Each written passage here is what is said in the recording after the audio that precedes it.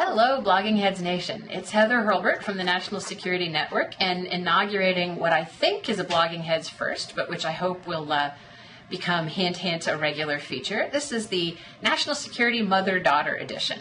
I'm here with my mom, Carol Johnson Hurlburt, Fletcher School class of 1962, and we are actually here because there's been a raging discussion in foreign policy circles, or at least in the female part of foreign policy circles lately, about whether there is sufficient representation of women in the national security field, whether it matters what sufficient representation would look like.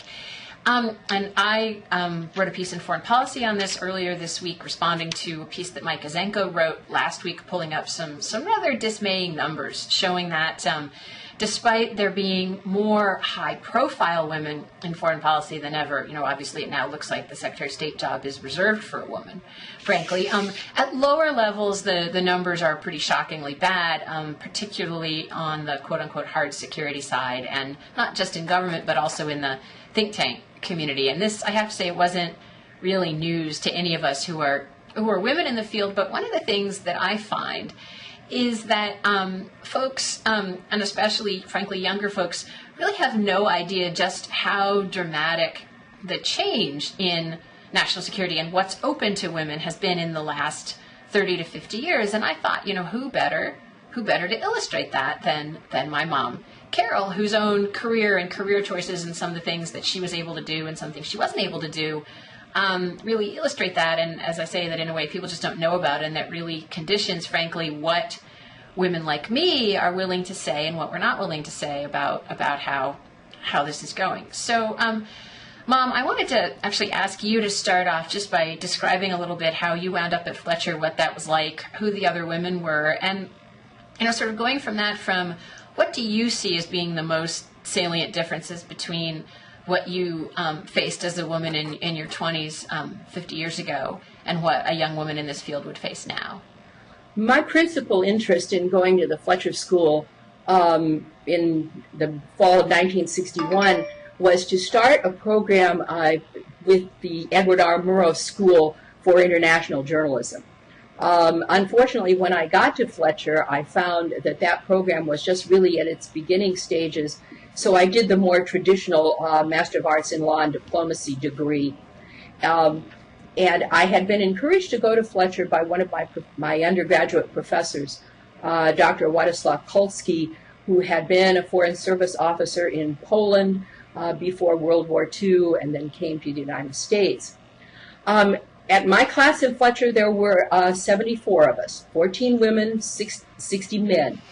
And now it's funny, sorry to interrupt you, but because in academic circles that's changed a lot, but there's a lot of meetings I go to where that's still about the proportions, frankly. Yeah, it's interesting. I looked up the statistics for this year's graduating class at Fletcher, and it was 328 students, 51% female, 49% male. So that's been a major change at the Fletcher School. The thing that was interesting about my time at Fletcher was I did explore possibility of a career in the Foreign Service. And the school brought people in to talk to us from government, different branches of government, and the person from the State Department was very upfront for those of us who are women who were exploring this career and saying, don't plan on being married because Foreign Service officers must be single. And this was a situation that remained until 1971. Now, can you back up? Because, of course, male Foreign Service officers were allowed to be married at that time. And what was even the thinking behind that? I think the thinking was primarily that you would not give your full interest to the job, and particularly that if you married, you would be likely to have children and want to take maternity leave. I think this was not true just in the State Department. It was true in the private sector as well. Women were asked, well, what will happen if you marry and have children? Won't you want to leave? So I don't think that was greatly different between the State Department and the private sector. But as a result of this, there was one woman out of the 14 of us in my class who did actually enter the Foreign Service, and she lasted about a year. Oh, and wow. then switched over to doing development work, which was much more accepting of a more flexible lifestyle. What did the other 13 of you do? The largest proportion of us went into teaching. We have several PhDs among the women, several who went into educational management.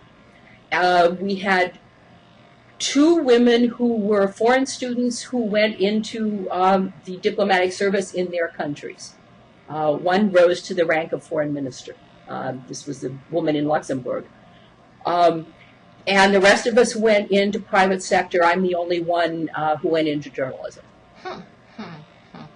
So, I mean, one of the things that's striking about that to me in terms of something that hasn't changed, one of the things I did before this was to check with some friends of blogging heads, Mark Lynch and Dan Dresner, and my sister, the other member of this fabulous female trio. Someday we'll do a 3-way blogging heads with her. My sister Holly is a PhD historian at the University of Southern Illinois, and the number of women PhDs has risen since the early 70s, but maybe not as much as you would think. In history, it's gone from 25% to about 45%. And in both history and political science, it's a little less than 50%, where in the humanities writ large, it's now more than 50%. So like the numbers you were citing, Mom, for Fletcher's classes. And Mark Lynch sent me an article from Political Science saying that that women actually are doing better at getting jobs than men are with PhDs, but they're much more likely to get jobs in institutions that don't offer the PhD.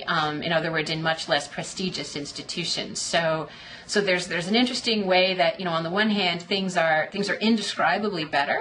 Nobody questions that women have a right to be in all these places. On the other hand, the map of opportunity still looks different in a way that, to me is somewhat reminiscent of what it looked like for you 50 years ago. I think, something else, professional schools, people don't realize there weren't really journalism schools then, that, as you said, the Murrow School didn't really exist. You had just come from Syracuse, which sort of had a journalism school, but you couldn't major in journalism. And then you went out, you moved to Des Moines and covered the morgue, right?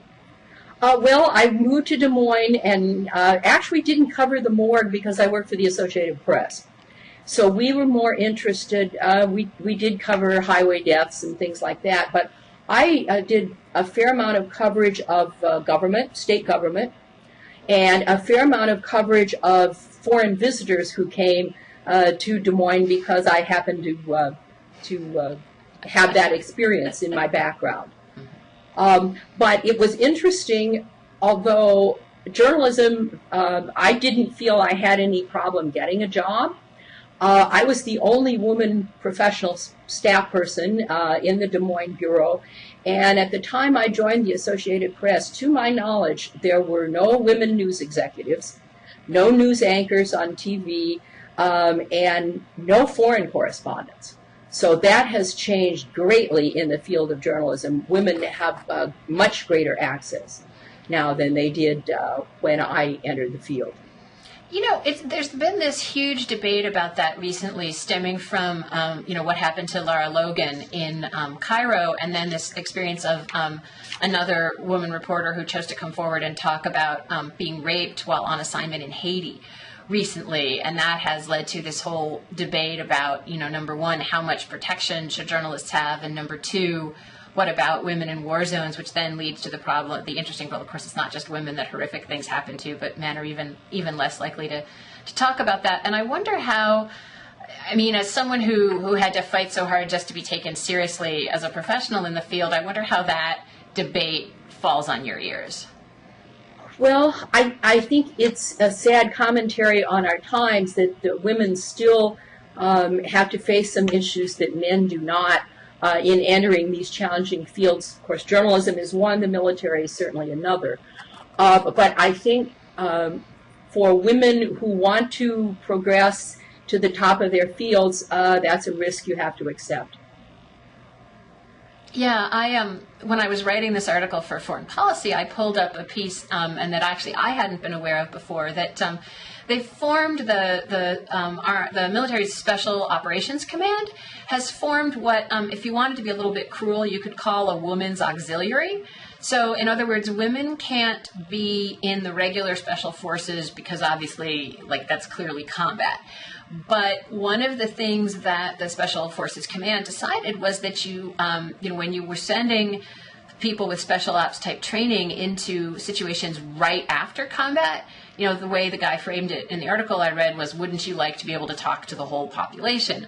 So they're putting women through special forces training and creating these units, and they said, well, they're operating in Afghanistan and they're just, erasing all the indicators. They're doing so well. So, even something like that, which God knows I could never do personally. But, one of the questions that I find people always ask when I bring up the point, well, there's still a problem here, is, well, there's this idea that somehow women are less interested, quote unquote, in hard security. Women don't want to join the military. Women don't want to be in combat, whatever. And I think something that is very hard to frame is that most people, men and women, if you put them in a situation where every day or every week someone's telling them, we don't want you here, you don't belong here, most people are going to go, find some place where people do want them and they do feel accepted. And I think you mentioned that the one woman who tried the Foreign Service in your class moved over to the development field, where there are a lot more women, where you're working with women, where people don't think having women in the room is strange. And I think, so it's not quite correct to say, oh, somehow women are temperamentally inclined to prefer development over quote unquote hard power, but just as, every group you can imagine, we form groups as human beings because we're more comfortable with each other. And so as long as you're willing to countenance a situation where women or any other group is made to feel uncomfortable, it's not gonna change. And I think a lot, because I think that's still true, even though the sort of, people tell me about every 5 years, basically, since I was 19, about every 5 years, someone takes me aside and says, oh, women don't like arms control. And then I go get another job in arms control just because I'm stubborn. I don't know, either that's a good thing or a bad thing, how you raised me, but that's how I tend to respond. When someone tells me I can't do something, I tend to go try to do it. But but that's nothing compared to, I worked with Jane Harman, the former member of Congress, who got hired straight out of Harvard Law School into a Senate office. And then they called back and they rescinded the job offer because they said, our secretary threatened to quit if we brought a woman professional into the office. And, Jane obviously persisted, but I think a lot about how, things that I find really are just so minor. And so I wonder how you see sort of what the right response is to stuff that is so much less than what was faced 40, 50 years ago, but is still, kind of unacceptable. Well, I would say my answer to that is that we need the intellect and the capabilities of every single person who has an interest in pursuing a career in public service, whether it's in hard security or one of the other areas. Looking back at when I was at Fletcher, one of the interesting things is I can't say that I remember we, the women, were discouraged from looking at hard security, but we certainly weren't encouraged. Example given, we were able to take courses at Harvard, and Henry Kissinger was at that time at Harvard and was teaching a course there that in game theory. And the men, almost all the men in my class took it. I don't think any of the women did. We were simply not encouraged to do so. And of course, none of us went into hard security as a career. We have two men. We have several ambassadors in our class, and two men who are notable for their work in hard security. One is Tony Cordesman, and the other is David Long. I think that is changing, but I think it is still women have a long way to go in that field. Another anecdote: when I was an undergraduate, my boyfriend, now my husband, was recruited for the CIA. To my knowledge, no women were recruited for the CIA, even though we were all in the same political science courses. So as to I think women who have an interest in this field and who have skills to contribute have to keep knocking on the door. And the more women who make it through the door are going to make it easier for women who come after them. Okay, now I have a sleazy gossip question. Did Henry Kissinger sleep with his students? Well, since the only students that I knew who had his class were men, I have no idea. Sorry, I just had to ask because the whole question of women taking Henry Kissinger's classes went in that direction for me. That was for the non-wonks in the audience. One of the things that's exasperating to me, the idea that I should still have to knock on a door kind of enrages me. The idea that the women in their 20s who work for, they don't think there are any doors by and large. They just kind of go running up and running through. I like to tell, there's a young woman who works here who started, and right after she started, Secretary Clinton did this very nice mentoring lunch with the diplomatic community, and I was invited to lunch, and I was invited to bring a young woman I'm mentoring. I thought, oh, that's so fabulous. And, after I got over the shock of being the mentor and not the mentee anymore, I said, oh, that's great. And so I went to her, and I said, well, how'd you like to do this? And she said, oh, great. I said, you'd like to have lunch with Secretary Clinton? Yeah, I'd love to have lunch with Secretary Clinton. And then I explained what the event was, and she looked at me, and she said, well, why would she do that? That she really didn't understand, why there would be a need to have a lunch with just women there, which on the one hand is great, but on the other hand, there is this thing that happens, and I think, you saw it happen with both my sister and me. I vividly remember the dinner table conversation where my sister came home from college and said that you and I were a bunch of man-hating feminists and we waved the bloody shirt too much and everything was just fine. And somewhere in the process of getting her PhD, she changed her mind about that. But there's this, so I feel like that has not changed much at all since I got out of college, that we have this education system now that turns out, really smart, really confident young women who know they can, that they're as good as anybody. And then the process of being out in the real world kind of changes that.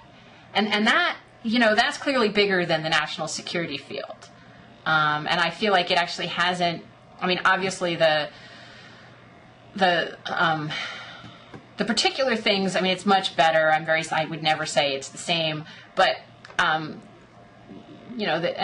you have this attrition of women out of fields, and that where you start out, I could easily fill the office, I could fill the office with women. I could hire all women in their 20s. And once you get into, when we get to be my age, there's fewer and fewer of us. Well, I think one of the things that has happened is that there's been an evolution in cultural expectations. And on the one hand, that has made it easier for women to enter some fields which were not really open to them at the time that I was in school and looking at career, or at least it was much more difficult. But as I said, it's an evolutionary process, and there are still issues of cultural expectation. And I think one of them has to do with the way society programs men to feel superior and entitled. And so having a woman boss can be very threatening. Having a really smart woman working alongside you can be very threatening. And we were talking earlier about the military and the special forces units. And I think we have to get past this idea of women being the weaker sex. Certainly there have to be some accommodations for gender difference, but I don't think that applies to mental ability or in most cases physical ability to do a certain job. So yeah, let's talk about gender difference actually, because the funny thing, there was the whole period of difference feminism, which asserted that women were really, really different, and that our whole way of looking at things was different, our mode of thinking was different, that the academy was oppressing us with its male analysis, and basically you were home raising me, and I was home being a kid when that sort of hit its height, and I got to college at its end, and it always drove me crazy, because I would always sit there and think, but wait, I'm actually really good at this male analytical stuff, and I can argue, I can argue with a guy all night if I choose to do so, and where do I fit on this continuum? And it really irritated me, and it made me kind of feel like, well, gosh, I don't fit here anywhere. And I have to say, as I've gotten older, I still don't necessarily buy it in its full 70s form, but I think the way I like to think about it is that if there are two bell curves, the male and female bell curves overlap, but they're not identical, and so we need to make sure we're finding a way to privilege both. And I think as I get older, I actually find myself getting more and more open to the idea that there are more sort of differently female modes of being that maybe I wasn't comfortable with as a younger person. But I'm curious, since you're, I've basically given this away on air already. You're not a boomer. You're a pre-boomer, whatever we're supposed to call the pre-boomers. And as you like to say, you were having me in 1968. So I wonder how this sort of set of evolutions about who women are strikes you. And we've had those kind of generational conversations about women in their 20s and the very sort of like, okay, I have my sexuality and that's another asset like anything else. And I wonder how you look at that. And you, at the end of your full-time professional career, you supervised a lot of younger women and used to come home complaining about what people thought was okay as far as dress and behavior. And I wonder what you see there as pluses and minuses.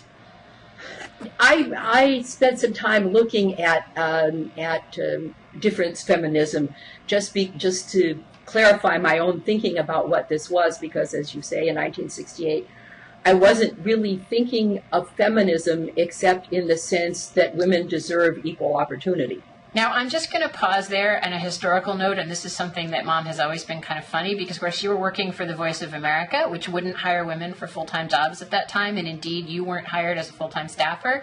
And there was a lawsuit about that, which my understanding is you could have joined, and you chose not to. I actually could have joined that. And in fact, when we moved back to Washington in 1985, I did apply for a job, full-time job at the Voice of America, and I was rejected. And I came to I just decided, well, let's move on and do something else, and I went into corporate communications. But I've learned later that apparently I was among a great number of women whose exams were simply rejected out of hand because we were women. Wait, in 1985? In 1985. At the time, wait. Okay, so I'm in college, and you and everybody else are telling me, oh, you can do anything you want with your life. And you were rejected from the VOA in 1980. They were still just dinging women? Yep. They were, and there was, around 1990, there was a case about that, and I believe the culture has changed there now. Right. Now, I know women who worked at the Voice of America in that period, so they certainly were hired, but whether it was a quota or what the modus operandi was to keep the numbers down, it certainly existed. And why didn't you join the lawsuit? I wasn't, by that time I had a full-time job. I was very much involved with it, and I just decided I'm not really interested in pursuing that, and I don't really have time. Yeah, that's hard. That's hard for me to understand at some level, but it makes me want to actually ask you a related point. I think one of the things that you've been known to comment about my generation, and I have to say you used to say this more before I had a kid and fit this category myself, but you used to be a little scornful about younger women who were under the impression that we could have it all, quote unquote. I mean, nobody says that anymore, but and so I think one of the things that's always been interesting to me is that there definitely was a generation of women who grew up expecting that they could have it all, and that sort of came rudely aground on reality. But in terms of what you taught daughters about how to be in this world, which is getting better but is not perfect, and what as it happens, I have a son, which raises a whole different set of problems. But in terms of thinking about how to send young women out into the world the way it is now, what's the mix of idealism and honesty that you would give about an experience like the one you've just described? Well, I think, look, harking back to the situation with you and your sister, and what we, and I say we because certainly your father, equally encouraged you to feel that you could pursue any career opportunity you wanted to pursue. In our interest in making sure that girls had opportunities and didn't feel they would be prevented from any career that they wanted, I think we probably underemphasized the need that in any career and in any relationship there are going to be compromises to be made, and the importance of thinking these things through as you go down the process of career and of relationship, marriage and family, whatever you choose to do. I think because my situation was very different in that respect, and I wanted to be sure that you didn't feel limited in your choice of careers, or your sister. But I perhaps underemphasized the many choices that were going to have to be made along the way. And that's what I would say to young women now. There's also another difference that I think is important, and it's not just for young women now. When I was starting out in a career, you really more or less expected to stay in the same career throughout your working lifetime. I think that's no longer the case. So you need to be prepared to be flexible in what you do at various stages in your life. So how, coming back to the problem of how we get and keep more women in fields like national security, how in the workplace do we deal with the sort of, because it's hard to talk about compromise when you're also talking to people, well, your job is to safeguard the nation's security. And then at the same time, it's hard to talk about compromise when you have men and women coming in with still fairly different expectations about who's going to be doing what at home. And again, the statistics on this are that the gap is closing, that my peers do a lot more, my male peers do a lot more housework than your male peers do, but it's still not anything like equivalent. And the way I always frame this, with my partner, Darius, who's a great guy, just advertisement for Darius here, but, one of us drives out of the garage without looking back to the day ahead, and the other one drives out of the garage looking back. And that's true of every male-female couple I know. So how in the workplace, how can you ask a workplace to deal with that? Because no workplace can solve that problem. And at the same time, it tends to get expressed as, oh, women want to spend more time with their families. Well, it's a little more complicated than that. Yes, it's a great deal more complicated than that. I'm reminded of the group, the Capital Steps, the comedy group, of a skit they do called Daycare. And the key line of the skit at the very end is, daycare call, make the mom go home. I think this is a very real problem for women, and it's a very real problem for every workplace that wants to take advantage of women's skills, because there has to be found some way to work around the fact that women have divided loyalties, and more so than men do. Why can't everybody be expected to have divided loyalties? I think they can, and I think in many cases do. And I think in your own office you've had experience with men who have taken family responsibilities, and that's perhaps interrupted the flow of the workplace to a certain extent. But I think the answer is that we need to start building workplaces that are accepting of the need to build flexibility into the work structure in return for getting the skills of both genders. So does the fact that, have some of these things changed less than you thought they would 40, 50 years ago? Are there things that you thought would be more different by now than they are? Well, one thing that I hoped would be more different, and it's better but still not there yet, is salaries. That I'm an active member of the American Association of University Women, and we track this kind of information. both for professional women and for women who are not in the professions, and the salary gap is still higher than 25%. Yeah. And it begins the first year out of college for women with the same skill sets going into the same jobs. So this I had really hoped we would be making more progress on than we've made. Because I grew up in a somewhat liberated home for women, and because I married someone who I think was very responsive to equality for women, I would like to have seen more movement toward equal responsibilities in home and family, with the grunt work, as it were.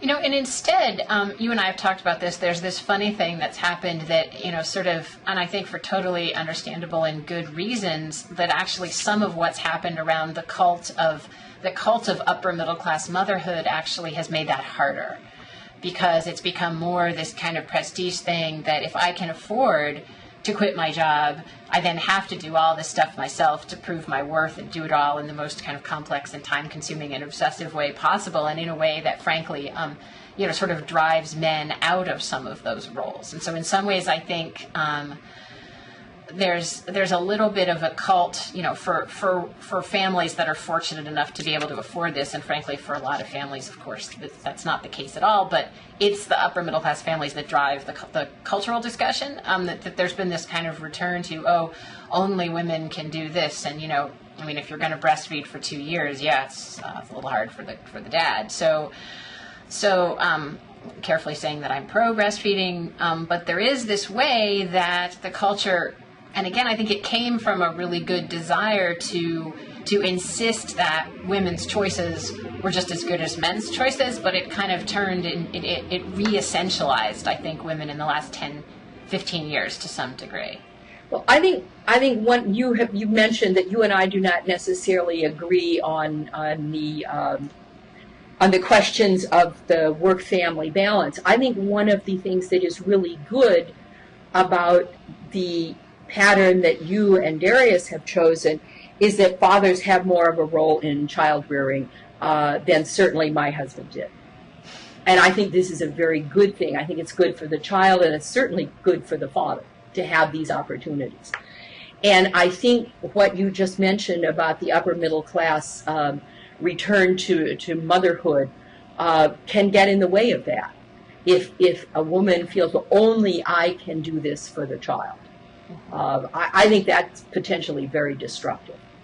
Yeah. Well, I mean, I think the thing that you and I disagree about, just to really put it out there, is the question of whether the child can only thrive if a parent is home with it pretty much full time for some big initial swath of its life. And I think, I mean, again, this is a debate that we're really fortunate to even be able to have, because most people, women and men, don't actually have that option. But I think, and the other thing that's sort of interesting that I wonder about sometimes, Mom, is that actually, in a way, your generation is the outlier, where, and I mean, your mom struggled with this and wasn't able to be home all the time, but you had that endless array of aunts hanging around. And where in the 50s, it suddenly became the expectation that women would be home with their kids full time, and where, you know, mostly women had to work. And frankly, wealthy women had nannies and weren't with their kids full time. So there's this kind of idea that we're all supposed to be like it was in the 50s, except for most women, it wasn't even like that in the 50s, I kind of think. I think that's really true. And one of the things that changed from my mother's generation to mine is that you lived with an extended family. So if one person, such as my mother, went out to work, there were sisters or grandparents in the house to help with childcare. By the time I had children, that was not the case. I'd moved far away from my family, lived far away from my in-laws. And I think in any case, my mother and my mother-in-law would not have expected to assume a childcare role. So it was either you had to find childcare, a nanny, and daycare was almost non-existent for very small children. So there was really not much of a choice except to be a stay-at-home mom. And what I did was switch from full-time work after you were about a year old into freelancing, which allowed me quite a bit of flexibility, and I would have hated to have had to make a living doing it. It has to be said that freelancing is one thing that has gotten much, much, much better with the advent of the computers and the internet. I mean, I just think that the period that I was consulting and freelancing while my son was small, I just did a bunch of things that it wouldn't have been possible to do 20, 30, 40 years ago. But I want to say one further thing, and this is about our differences on work-family balance. Part of the reason that I was comfortable being a stay-at-home mom is that I really already had some experience in job shifting because I married someone who was in the same profession and indeed worked for the same company that I did. And when we decided to get married, we were both working in small bureaus of the Associated Press, and it was going to be a question that one of us quit our job. And I was making less money. It was a simple choice. So Although again, like not an entirely uncontingent. I mean, why were you making less money? We just talked about that. Well, partly it may have been true. There was no prospect at that moment in time that you were ever not going to be making less money. This is true, but part of the reason for that is that he actually started with the Associated Press before I did. Right. So he had a master's seniority. degree, but you had. I mean, he didn't. Dad didn't finish his master's degree, and you did. So, like, you were more highly qualified. Yeah, no, I don't think the AP cared a whole lot about my master's degree. They were looking for warm bodies at that point who were willing to work in Des Moines, Iowa. Right. But so I think that was part of the cultural expectation when I was a young woman looking at having children that I think has changed a lot. Certainly changed a lot before you married and decided to have a child, because you were already strongly involved in your career and I think had expectations of continuing. I think one of the real problems for women in your generation and younger who want to do career and family is if you take time off or you do the so-called mommy track, how do you then get back onto your career track? How much have you lost by, say, taking off the first 2 years of life? And that's a question I'm sure you can answer better than I could. Well, I mean, there's so many different ways, you know, how do you do it? Do you get out totally? Do you keep a hand in? What's your field? But I think the other piece of it, which is a post-1968 piece, and where I think actually you and I may have the biggest difference, is sort of the question of what makes you a good mother and a good person. And the notion that, which is very popular among women of my generation and rather less popular with, I think, pre-boomers, is the idea that I'm actually allowed to say, you know what? If I stay home with the kid all day, that's actually not necessarily that great for the kid either.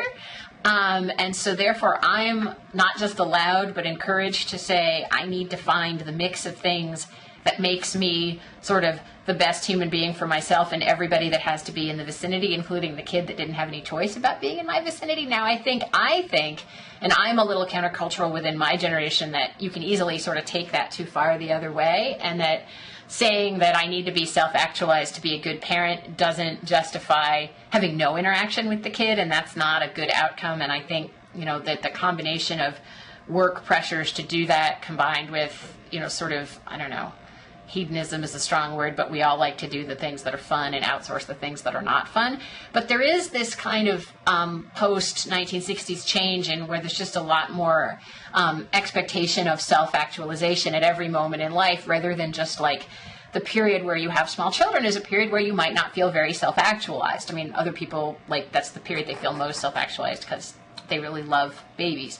But the one thing I want to mention that brings that back to national security policy is there's a retired officer, military planner, and cultural critic named Andrew Bacevich, who Blogging Heads viewers know, who's been on a couple times, who's written some books, who actually lost a son in the past 10 years in the military.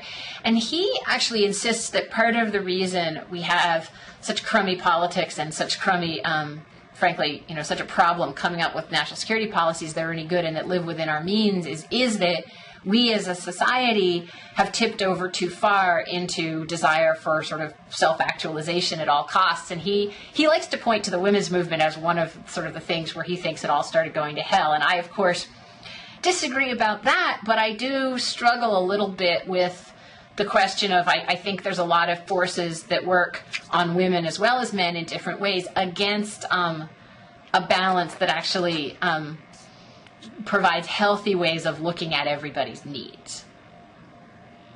Well, I have to say that because I was one of the early feminists, I would disagree with Mr. Basovich. Yeah, I do too. I don't buy that argument, but I think you have to come up with a counter argument about why we have lost our notions of communal responsibility as much as we have in the last couple decades. As with you, I agree that it's not secretly all those uppity women's fault. I think in any revolution, and feminism was a revolution. Still is. And still is ongoing, and we still have work to do. There are excesses. And I think that's a given. And those of us who see the importance of individual freedoms have also to work to curb the excesses. The other thing, though, actually, I have to interrupt you there because, frankly, who benefited most from the excesses of the 60s was guys. Let us just point that out right away. Well, they certainly benefited. I don't know that I would say they benefited more because when I look at the opportunities that women have, and then that's not just opportunities in career, but opportunities to say what you think. And have that accepted and not say, oh, well, then on the other hand, I think of a recent exchange that apparently happened in emails in Congress where a female member of Congress was accused of not being a lady. Yeah. And I thought we'd gotten beyond treating women as ladies or not ladies. And in fact, that was one of the things I learned in the Associated Press is calling someone a lady is value judgment, so we call people women, men.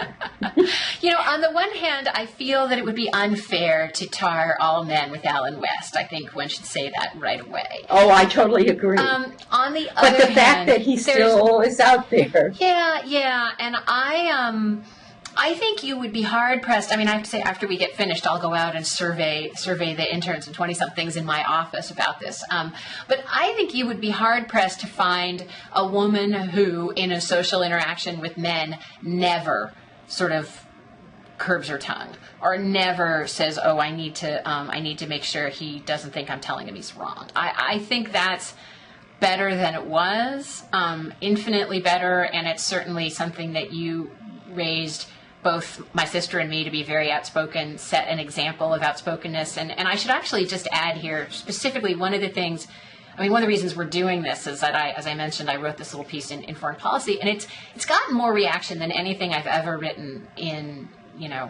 2 decades of working in Washington, which is great, but also kind of depressing that it actually, people perceived it as taking courage to say, well, guess what, there's still a sexism problem in national security. So I just, you're right that that's much better and it's a wonderful thing and it's the air I breathe every day without thinking about it. But we're so far from